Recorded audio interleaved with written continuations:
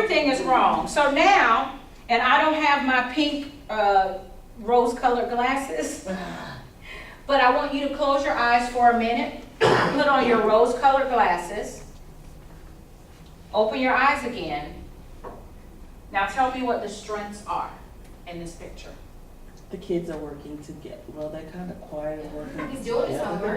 Okay, kid did his homework. The kids are apparently doing something together. The baby is being fed. There's food. They're all being fed because there is food. Pizza. Mom is there. Mom is here there. They have a TV with her show. curlers in her hair and her bathrobe. They have utilities. They have utilities because the TV is on and mom's on the phone. And they have food in the back. So they have breakfast. The school bus comes to the house, but you know what? Maybe mom drives the bus and it's 8 o'clock at night and the bus is parked in the yard. You know, I come from the country where you drove the bus home. There wasn't a lot. You drove the bus home. Mm-hmm. What else? They're clean clothes because the basket There is are, there. right, and even if they aren't clean, they have clothes. Clothes. They have a shelter over their head. They've got a roof. Somebody does iron. They have a dog. They have a dog. They feed that dog. Yes. Everybody's eating, including the dog, even if it's eating our homework. They play games because there's a checkerboard. Yes, we do games. That's a middle class thing, right? Board games? Yeah, we do games here. She's taking care of the rat problem.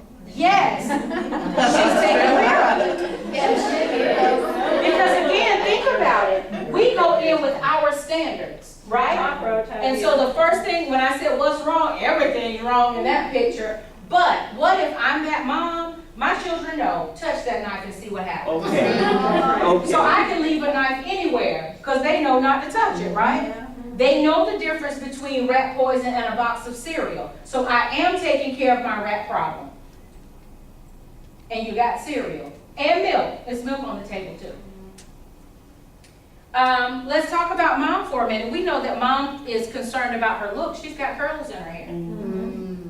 And she's on the phone, but we don't know who she's talking to. So maybe I haven't tuned them out. Maybe I'm addressing something that's a problem. Maybe I'm handling some business. We don't know. So like I said, we don't know if the clothes are clean or dirty, but we know they have clothes. The games are there, so we know they've been playing games. Although the baby is not situated the way we want them to, and it doesn't follow all of the protocol, and baby net would come in and have a fit if they saw all of this, the baby is eating.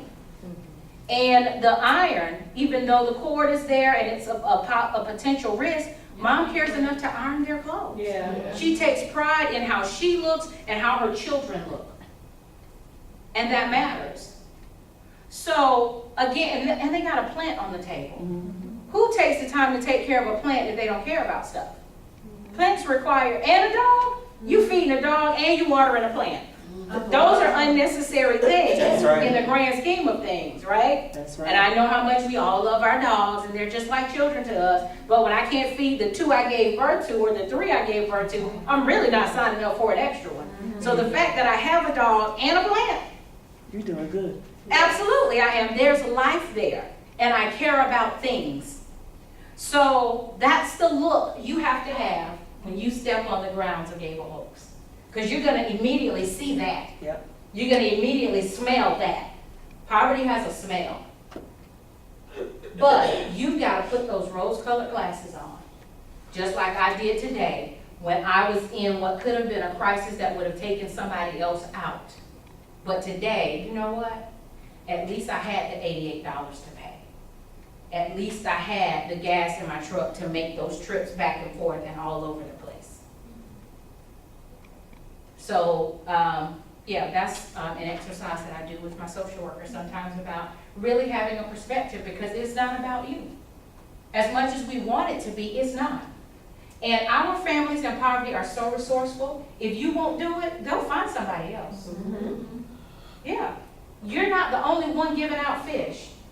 And if you require me to have a fishing lesson and all I want is the fish, I'll just keep your lesson. I'll just go get fish somewhere else. Because people want to give fish because they feel better about themselves when they can give fish. We're the only ones in the middle. See, the people over here, well, they want to give fish. And the people in poverty want the fish. We're the only ones in the middle trying to teach a lesson so they can achieve. And if you give a man a fish, he'll eat for a day. But if you teach him how to fish, he'll eat for a lifetime. Man, give me my fish. All y'all little achievers in the middle, y'all only ones want to sit in class all day getting a fishing lesson. You know how many fish I would have eaten by the time you get the lesson? They don't want our life. And when we talk about poverty, I'm not talking about bank account and zip code. I'm talking about mindset. Because that's how you see famous people. MC Hammer, Allen Iverson, all those people that get loads of money, and all of a sudden they're granted the dream we wish we could have, and then a few years later, they're right back where they were. Why? Mindset didn't change. Address did, bank account did. Mindset did not. Again, relationship. When you look at MC Hammer and you look at Allen Iverson, relationship is what took them down. Yeah. Because MC Hammer employed every freaking person in the neighborhood. Yeah. Why? Because he had a middle class mindset to a certain extent of, I'm gonna make you work for it. But the relationship poverty mindset that made me feel like I owe it to you, to bring you along my journey, cost him. Allen Iverson. My boys kept me out of gangs. They were in gangs. They did those things, but because I had a gift and a talent, they shielded me from that so that I could go and be great. So I owe them because they protected me.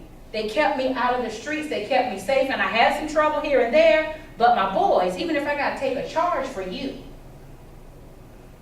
And so now I was in gang training. We're learning how the gangs, they're not just recruiting the thugs that's going to kill people. They see, okay, you know what, you're smart, so we're going to send you to college. So all this stuff we're robbing, all the cars we're robbing and carjacking and doing all of that, and selling the stuff, getting the money, we're sending you to college. Why? Because you're smart enough to be a lawyer. And who am I going to need on my side if I'm in a gang and I'm doing the stuff that I do? I need a lawyer, and now you owe me because I paid for your education. I'm sending you to med school because when I shoot her, who's going to cover up the shot and fix her? You are, because you're the doctor and I paid for your education.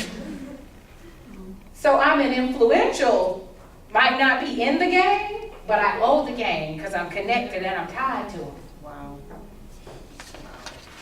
So we really have to change our mindsets so that we can be effective in the work that we do. Because how can you advocate for a person that you're judging? How can you fight for something that you really don't believe in? All right, I'm done. I didn't mean to take the whole time. I'm a talker. Thank you, Dr. Shirley. Thank you. Thank you so much. Okay, Before you leave, I've got more people's stuff to come back, but I would also like to use a quick paragraph right. How are you doing with where we're at? What are you learning? Things that you have questions about. Are you doing okay? I just need to have a check-in, okay? So, Ted, do you have a paragraph?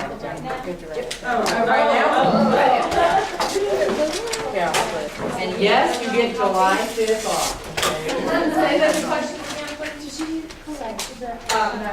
Reaction to where we are, what we've been doing, how you feeling about things. We're going like breakneck speed.